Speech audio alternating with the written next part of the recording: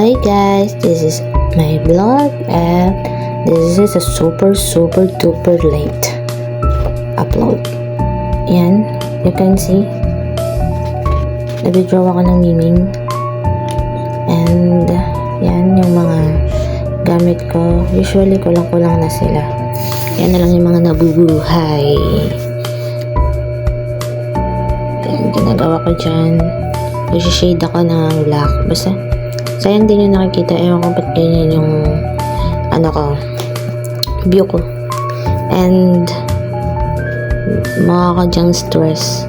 Kasi pampatanggal ko yan ng stress. Yung pag-paint, pag-drawing, pag-susulat, mga ganyan. This is a kind of stress reliever. So, yan. Fast forward.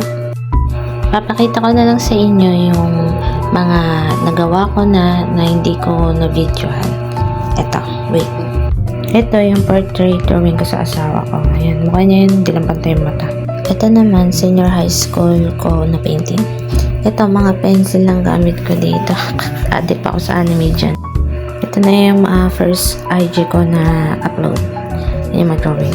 Ito naman yung sa school namin din to. Ayun yung ginawa ko dress. Sa lahat ng pinainting ko, ito ang pinaka-favorite ko, yung peacock. Super.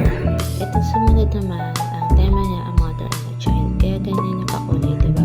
Usually, ang mother natin ay isa sa mga pinakamagandang bulaklak na binigay sa atin ng Diyos.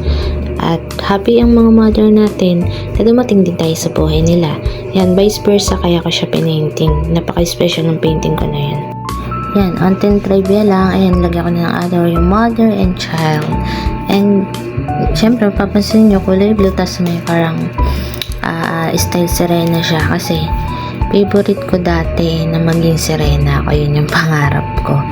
Tapos, yan, sunflower, favorite kong flower yan. And, white flower, yan, mga favorite ko. And the rest yung iba, yung mga polka dots, any glitters, yan mga favorite ko yan na nakalagay dyan. Halos lahat is favorite color ko. Ayan yung mga nabivisualize ko nung ginawa ko to.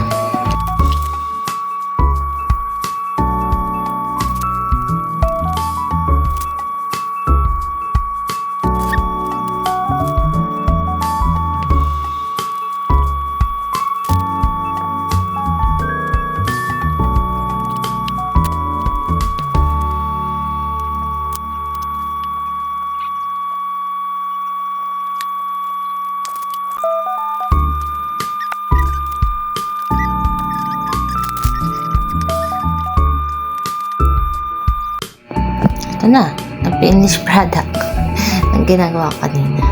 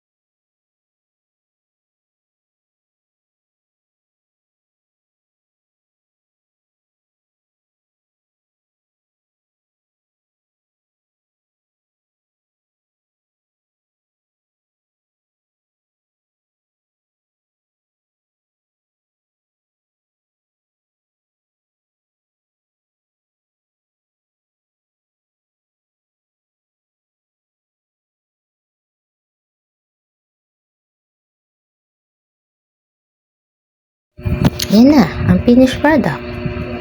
Ganyan lang, di ba? So,